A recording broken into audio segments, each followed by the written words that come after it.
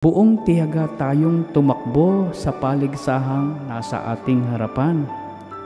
Ituon natin ang ating paningin kay Jesus, na siyang pinagmumulan at kaganapan ng ating pananampalataya.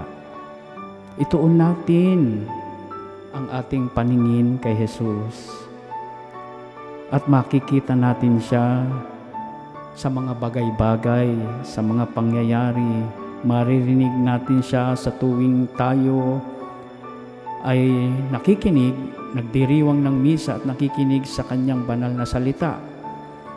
At siya sana talagang ganap na ganap ang ating pananampalataya na si Jesus ang ating nakikita tuwing itinataas ang tinapay at ang alak sa banal na Eucharistia.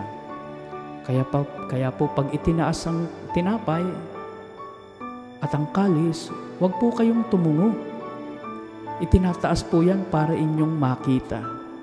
Kaya po, sa mga ganitong pagkakataon, ay binibigyan tayo ng isang napakagandang kaganapan ng ating malalim na pagnanasa, hangarin na makita ang ating Panginoon.